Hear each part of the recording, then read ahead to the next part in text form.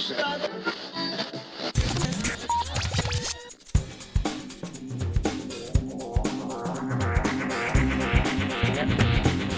fantastic to have you back with us. Thank you. I guess, can you talk about the magic of Comic Con and why you think so many people from so many different walks of life all find a home here?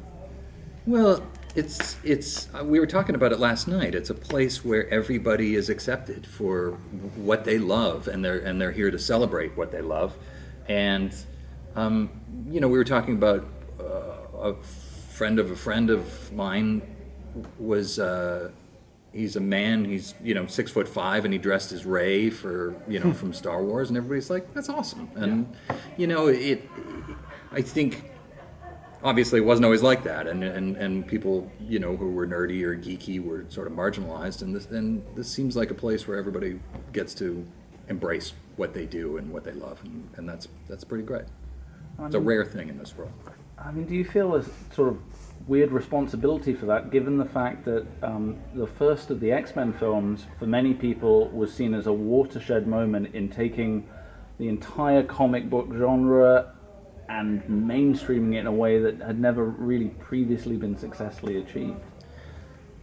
Yeah, to a certain extent. I mean, working on the first X-Men film, it was me and Bryan Singer and Kevin Feige and Tom DeSanto, and to a certain extent, we helped establish what would make a successful comic book film outside of Batman or Superman. And I mean, obviously, there have been so many incredible artists who have taken it so much further and done these amazing things. But I think we did a nice thing for the cause of nerddom, and really, the intention with X-Men was to broaden the audience so much more beyond the comic book fans. And I think we did that. So to a certain extent, we brought a little joy, and it's spread, and that's a pretty good feeling. I think particularly those first two X-Men films really captured the spirit and the emotional nuance of the X-Men universe. Can you talk a little bit about those themes and why you feel that they are still as relevant today as they were when you were writing that? Sure. Well, I think it's interesting that it did kind of break open with X-Men, because X-Men is about divisionism, and it's about people being judged on who they are. And you've got these amazing people with these incredible powers, and they're trying to do the right thing by the world, and the world still hates them and fears them. And I think it was a very powerful message, and I think it really spoke to the fan community, and I think to anybody who's ever felt, unjustly maligned, and obviously all of that was woven in from what Stan Lee created back in the day. I think, after those first two films, obviously, Last Stand took things in a little bit of a different direction and tried to take on a very big comic story in one film. I'm curious if you had a chance to see out that trilogy. Did Bryan have quite a clear vision of what the third film was going to be? Well, we had certainly done some work on it, and we had discussed. I had actually written some scenes. The focus was going to be Dark Phoenix, and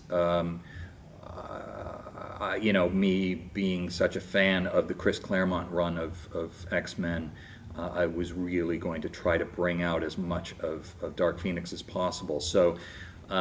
What happened? We had a whole sequence where the military was cracking down on mutants, and finally Jean, who is losing her mind and gaining all this power as Dark Phoenix, says, if they want a war, I'll give them a war. And she flies to Washington, and I had this whole scene where you see the statue of the Iwo Jima statue of the guys planting the flag, and you see it, and then it starts to turn orange, and it just melts, and she flies through on fire, and then lands in the middle of Pennsylvania Avenue, and it cuts around from her, and you just reveal the entire U.S. Army facing off against her.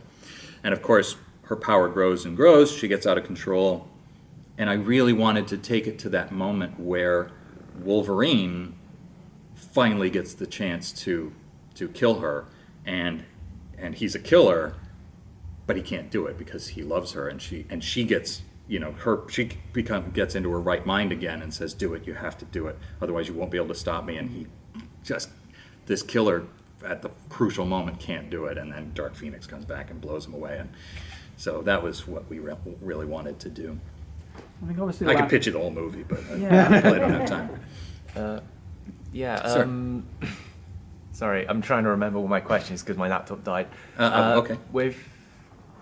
With how everything turned out with Metal Gear, I'm not going to get too deep into that side of it, but I'm just curious, like, would you want to work with Hideo Kojima again and to create a new IP from scratch?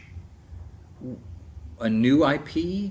Well, you know, it would depend on what it was, and Kojima is a brilliant man, and he never does anything without it being groundbreaking and completely new. And so, yeah, I mean, if it was something amazing and he wanted me to do it, I would certainly take that very seriously.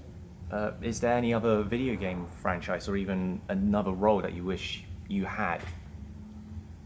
Well, you know, very often I say I'd love to play Batman, but I'm friends with Kevin Conroy, and as far as I'm concerned, when people say I'm Snake, he's Batman. So I don't know. I mean, I always loved Daredevil. I'd love to play Daredevil. You know, I just sort of, the nice thing about this business and what I do is interesting things come up. I got to be a Jedi for the past 8 years on Star Wars: The Old Republic. So, you know, who knows? There's a lot of great characters out there, and hopefully I'm lucky enough to play something cool in the future. Sure. So back to comics, we might say.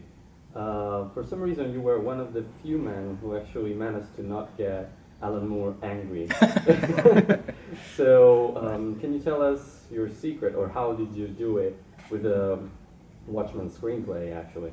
Well, when I started working on the screenplay, somebody gave me Alan's home number, and I called Alan Moore at his house, and I said, "My name is David Hayter. I've set up your movie. I'm adapting your masterpiece, Watchmen, into a film at Universal Studios. And I understand that you don't have any great love for Hollywood, and I totally get that. But at the same time, I want to make it clear how much I love and respect the original material, and I just wanted to say, you know, if you wanted to have any part in this, if you wanted to advise me or work with me or not have anything to do with it, I just wanted to open up that opportunity to you because I respect this work so greatly." And he was so kind, and he said, "Oh no, David, you know, the book is my story and the movie is your story, and if I can ever be of any help, you let me know." And I talked to him a few times while I was doing it, and I had a few questions, and I would call him, and he was always lovely. So, you know, the thing about Alan is that he doesn't like Hollywood. He's not big on adaptations of his work, and I think that's completely respectable.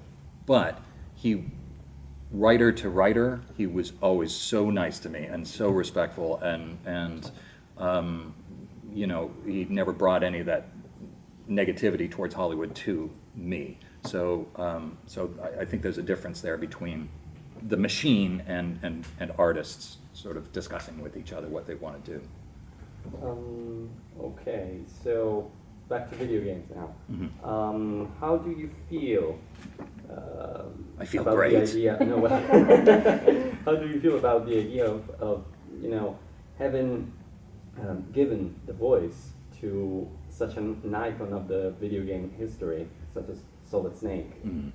So how does that make you feel? It's very good. No, it's amazing. Like I say, you know, Hideo Kojima's game creation is incredible, and those games were so cinematic, and to be able to play a part like that was very, very fortunate. It's now 20 years since I first started doing Solid Snake in the first Metal Gear Solid, and I spent the entire day meeting hundreds of people who were so moved by the game, and they were so happy to meet me and to talk about Metal Gear and Snake, and so many people who said that it changed their lives and inspired them. So, I mean, that's at its best. That's what art is for. So I'm very, very grateful that I got to be that lucky. Yeah, that worked with me too. I mean, it Yeah. changed my life as well. Yeah, well, a lot of people say that, and you know, I hope for the better, but but you know, there's so many people and they're so shy or whatever, and they come up and you know, it's just, I think Snake helps give them confidence and lets them, you know, feel like a badass, and you know, so so it's, I mean, it's just a gift that I was able to do all those games. Do you have a favorite Metal Gear chapter? Chapter or game? Game, yeah. Well, I love them all. I really do. They're all amazing. 4 was amazing. The first one, 2 is a crazy, wild world, but I think Snake Eater is my favorite. And out of that, I think the boss battle with the end Wow. is really incredible. It's just so zen and beautiful and unique in gaming history. I think I have one more question, but I can't remember it right now. So, if anybody else wants to, in the meantime. Well, I guess, I mean, obviously we talked about the extent to which, you know, X-Men kind of kicked off what the film universe for comic books has now grown and become. Mm-hmm. I'm curious, people do talk about whether or not we're going to reach saturation point. Sure. How do you feel about that as someone who is as passionate about these characters and these worlds? Do you think we are going to reach a point where those journeys draw to close, or will we always continue at the same level we're currently operating at? I don't know. It's interesting. You know, it seems to be going. Star Wars and Marvel and all of these franchises seem to be going the way of James Bond, where it goes on and on and on, and they get recast and they get redesigned. But I think it's difficult to keep making them bigger and bigger and bigger. I mean, you know, with Avengers, it's sort of like how much bigger can it get, and how many times can the world be under threat? But I think what'll happen is the same thing that happened in comic books, where you had Batman and Superman and Spider-Man and these huge things, and then things got weirder, and you got smaller stories, you got stranger stories, and you know, you get Dark Knight Returns, or you get Watchmen, and now that's happening with the movies. So now you've got Logan, and you've got Deadpool, and Guardians of the Galaxy, and you know, they become, it's not just a genre called superhero movies. They're now comedy superhero movies. There's horror superhero movies. There's, you know, it fractures and it becomes other things. And I think, you know, creativity is endless. I think as long as you don't try to keep topping yourself every single time, you can do some really interesting stuff. So who knows? You know, it all depends on the marketplace. If people want to keep going to these movies, they'll keep making them. But to do that, they need to keep making them good, and I think that's possible too. So We agree, and thank you so much for your Okay, time. I thank think you. we'll let you go. Thank Thank you. you. Oh, sorry, let's got one more. So, as a screenwriter and Yes. as a writer, like primarily, Mhm. what is an advice that you want to give to maybe beginners or someone who wants to actually start writing movies or start getting into the writing career? Yeah, people getting into the business. Mhm. Get out. No.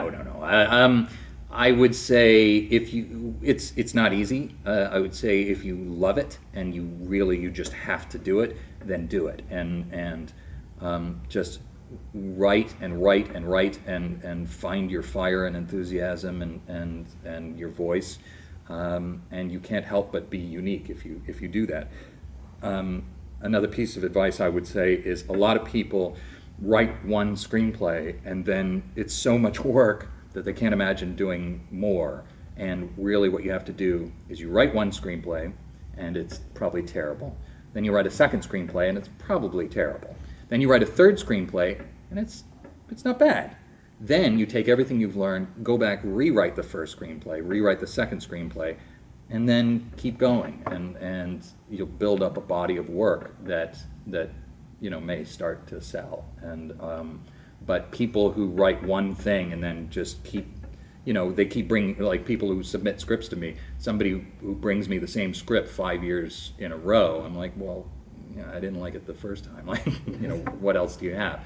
And so, because I don't think people realize the sheer amount of writing you have to do just to get one movie made, and it's extreme. So, so you know, if you're in it for the long haul, then do it. Go for it. Okay. I suppose Watchmen wasn't your first screenplay. Watchmen was not my first screenplay, but it took 9 years and 4 different studios to get it made.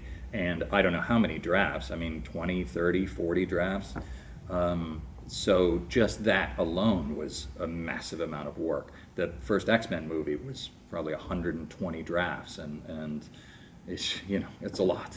So you've got to have perseverance, and you've got to love it. Okay, thank you. We've got to wrap up now. All right, guys. Thank you so much. I really